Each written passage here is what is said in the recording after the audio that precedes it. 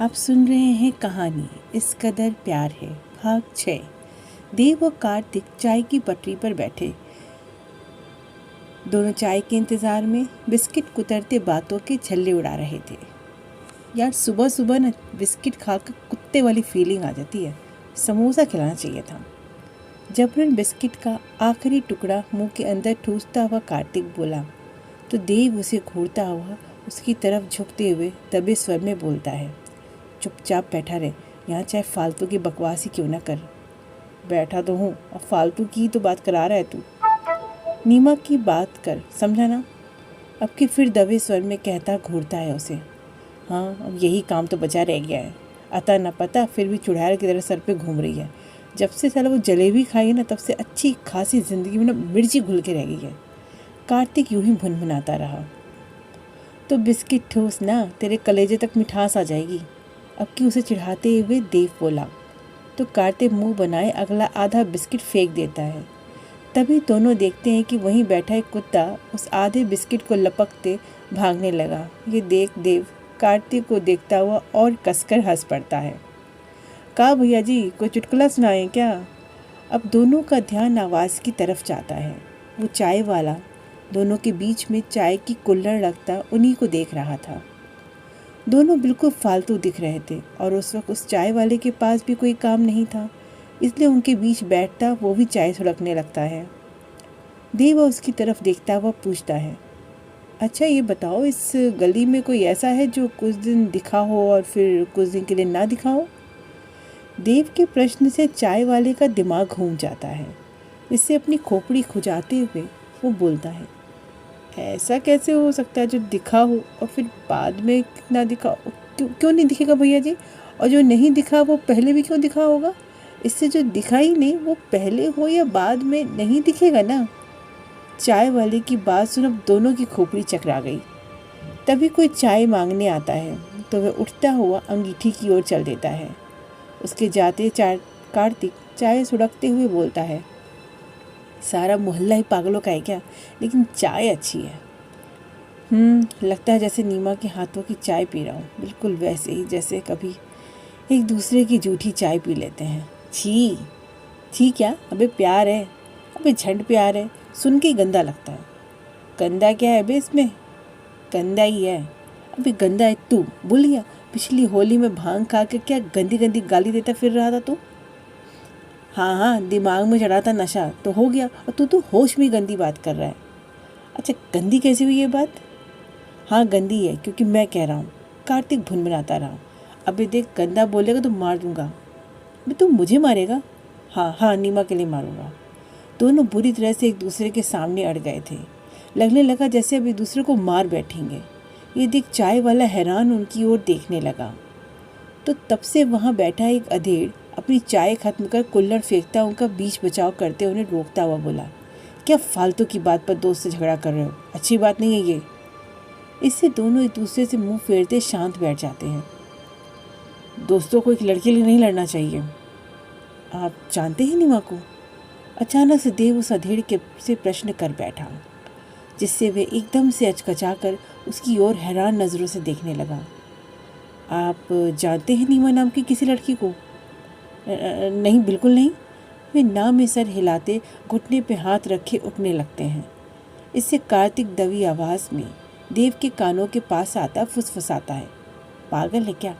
बुढ़ाऊ से लड़की का पता पूछ रहा है। इनकी शक्ल देखकर ही लगता है कि इनको किसी बुढ़िया का पता भी नहीं मालूम होगा। देव वाकई परेशान हालत में था। वे नीमा की खोज में पूरी तरह से असफल रहा था, जिससे अब उसकी वो हालत हो गई थी कि वह हर राह चलते इंसान से नीमा के बारे में पूछना चाह रहा था। इसी कारण वह जबरन नीमा की बातें करते करते आसपास मौजूद उस अज्ञात शख्स को भी खोजना चाह रहा था। कार्तिक देखता है कि अब वह अधेड़ वहाँ से जाने के लिए कोई सामान का भरा बोरा उठाकर एक रिक्शे को रोक रहा था, पर रिक्शा वाला मुंह बनाए ज़्यादा किराया बताने लगा। देखता है कि कुछ देर उससे बहस करने से जब रिक्शे वाला वापस जाने लगा तब अधेड़ उसे वापस बुलाकर उसी में बैठकर चला गया। सनकी बुढ़ा। तब कार्तिक और देव उनकी जिनका ध्यान उस अधेड़ पर था अब वे आवाज़ की दिशा पर देखते हैं। वही चाय वाला उस जाते हुए अधेड़ को घूरते हुए बोल रहा था। सनकी क्यों? कार्तिक पूछ बैठता है। सनकी नहीं बोले तो क्या बोले?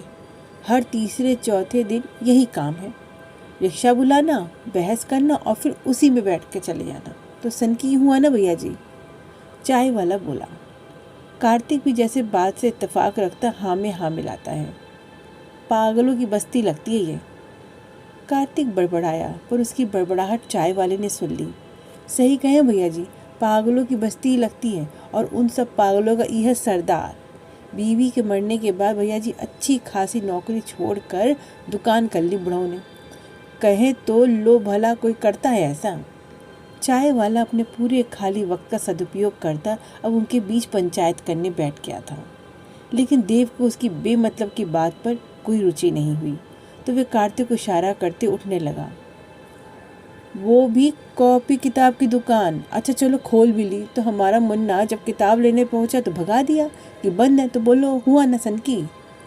चाय वाले की बात अधूरी रह गई। अचानक से देव उसकी तरफ मुड़ता हुआ दोनों हाथों से उसका कॉलर थामता हुआ उसे घूरने लगा। इसके अगले ही पल उसके चेहरे पर घबराहट आ गई।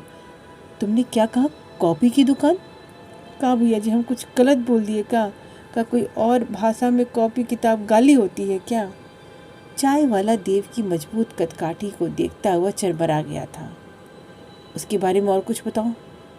देव अब खुद पर नियंत्रण रखता हुआ उसका कॉलर छोड़कर उसकी पीठ थपथपाते हुए पूछ रहा था। भैया जी हनुमान जी के चरणों की कसम, अब ज़्यादा कुछ तो नहीं जानते, बस यहीं से रोज़ गुजरते देखा है। उसकी दुकान बंद है तो पैसे के लिए सुनाए हर दूसरे तीसरे दिन घर का ही कोई सामान बेचने जाता है। ऊपर से इतना बड़ा घर। एक दिन तरस खाकर हम कोनो किराएदार बता दिए तो उल्टा हमें पर भड़क गया। घर बंद रहेगा पर कोई किराएदार नहीं रखेगा। और वो आप बिजली वाला खंभा देखते हैं, उसी से सटा हुआ सफ़ेद रंग का घर उसी का है। कौन कौन है उसके घर में? अब वो तो हमका पता नहीं। बीवी के मरने के बाद अकेला रहता है, और कोई बेटी थी उसका हमका पता नहीं। रहता भी कहाँ है भैया जी, पूरा दिन तो घर यूं ही बंद रहता है। अब आप काहे पूछ रहे हैं? कोई सीरियस मैटर है क्या? अब चाय वाला देव की उड़ी उड़ी हालत पर नज़र घुमाता हुआ पूछता है। लेकिन देव उसकी बात का कोई जवाब देने के बजाय कार्तिक को इशारा कर उस घर की ओर चल देता है। तब से देव की पूछताछ से कार्तिक बहुत उलझा हुआ दिखाई देने लगा था।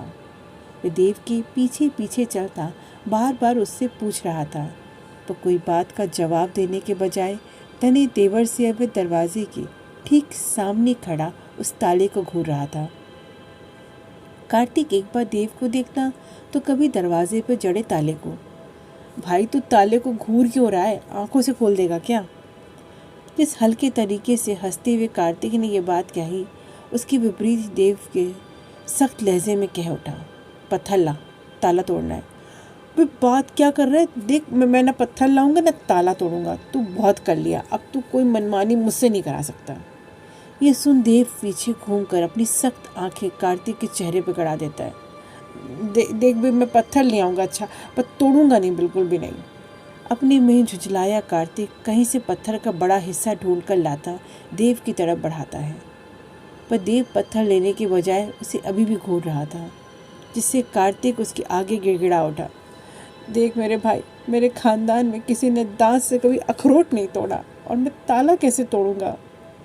कार्तिक का मना करना बिल्कुल निष्फल रहा, और बड़बड़ाते हुए उसे ताले पर चोट मारनी ही पड़ी।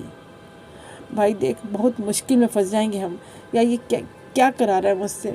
देख मेरे भाई, अभी मान जा, किसी के घर का ताला तोड़कर क्यों जेल का प्रोग्राम बना रहा है? अभी मैं एक दिन भी समोसा खाए बिना नहीं रह सकता, समझता क्यों नहीं? देव पर जैसे अब कुछ असर ही नहीं हो रहा था। वह किसी धुनी की तरह दरवाजे को धक्का देकर अंदर प्रवेश कर जाता है। कार्तिक को भी उसके पीछे पीछे घर के अंदर जाना पड़ता है। देव घर में प्रवेश करते एक सरसरी निगाह से उस घर की हालत देखता है। बाहर से बड़ा ना दिखने वाला ये घर अंदर से वाकई बड़ा था। कमरे दर कमरे पार करता कार्तिक जैसे कुछ ढूंढ रहा था। फिर कार्तिक भी चुपचाप उसके पीछे पीछे चला जा रहा था, क्योंकि उसे पता था वह कुछ पूछेगा भी तो देव कोई जवाब नहीं देने वाला। देव की हालत काफ़ी ख़राब थी। जगह जगह से देव देख रहा था प्लास्टर उखड़ा हुआ था, जिससे वह घर ऐसा गंदा दिख रहा था मानो सालों घर की सफाई ना हुई हो। देव अब किसी चीज़ को पाता उसे गौर से देख रहा था। वह कोई कंबल था। ये तो वही है। वही मतलब? संशय में पड़ा कार्तिक भी झुककर उसकी तरफ देखता है। उस रात जो अंधेरे में भिखारी बैठा था, बिल्कुल ऐसा ही कंबल था उसके पास। कार्तिक उस गंदे मटमैले कंबल को दूर से ही देखता बोलता है, इतना गंदा कंबल तो हर भिखारी के पास मिल जाएगा। देख देव, अब तेरी इंक्वायरी हो गई हो तो वापस चलें। हो ना हो उसी ने मेरे पीछे से वार किया होगा। कहीं ये बुढ़ा ही तो भिखारी बनकर नहीं वहाँ बैठा था। अब तक ताला तोड़ने की आवाज़ से वो चाय वाला उन दोनों को शक की नज़र से देखता पुलिस को फ़ोन कर चुका था। देव घर के काफ़ी अंदर हो आया, पर गंदे घर के सिवा उसे कुछ भी नहीं मिला।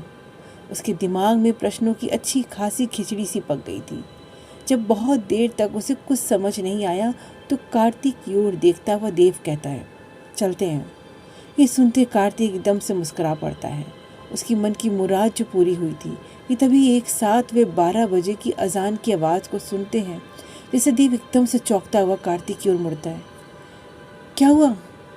कार्तिक, मैं जब किसी अंधेरे कमरे में बंद था तब अंधेरे में मुझे कुछ सुनाई नहीं दिया, पर अजान की आवाज़ मैंने सुनी थी, बिल्कुल ऐसे ही, इतनी दूर से।